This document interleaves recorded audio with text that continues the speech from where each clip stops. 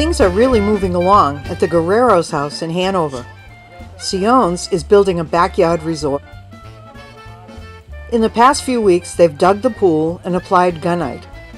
Homeowners Bill and Diane Guerriero selected trees and plants at Seoane's nursery. Then the heavy equipment came in, and Lou Seoane and the crew built a waterfall from natural stone.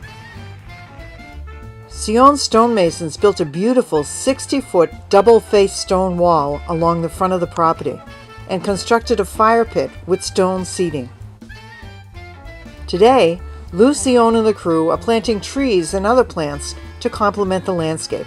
So when I drew up the plan for this yard, every plant was placed in a certain location where it would grow the best and fit into the design we were trying to get to. We were trying to get a natural design with a nice privacy screen on this side. So the best tree for a privacy screen, the way I see it, is the green giant arborvitae. And the reason why I like green giants so much is because they're a single stem. They grow relatively quickly. You can trim them easy to the shape you want. They're not like your dark American arborvitae that have multiple stems. They have just one single stem, so it makes it sturdier in the winter.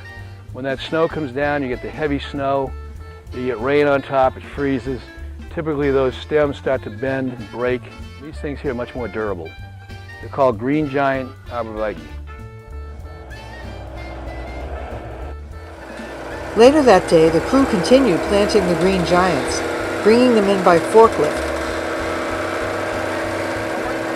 measuring each one for height and perfect placement.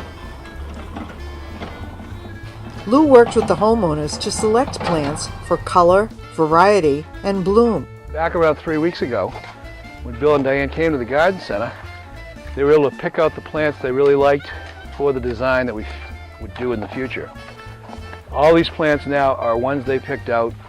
We're going to have a few more just to fill in some of the low spots, some of the low ground covers and things.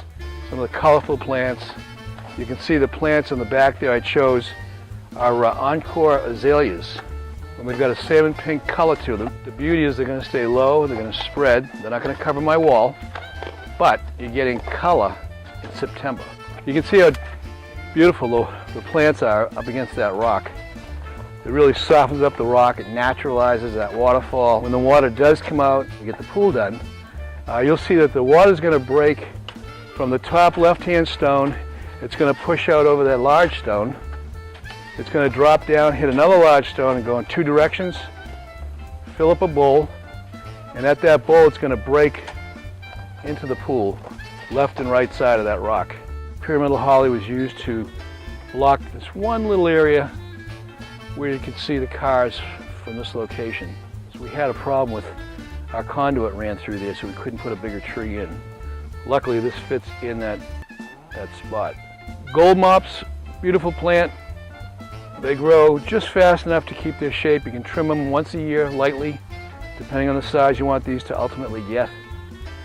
They give you great contrast between any evergreen. In front, you've got the dwarf Weigela to give you some nice color late in the season. You've got these late blooming, kind of a pink-tipped quickfire hydrangea. Lou laid out the perimeter for the stone pavers that would be coming in next. Next on deck is the paving crew. We'll come in here, we'll lay out all these pavers, we'll cut them in place, we'll put a nice border on there, tighten the whole job up. The next day, the paving crew arrived to lay the stones around the pool according to the markings that Lou laid out.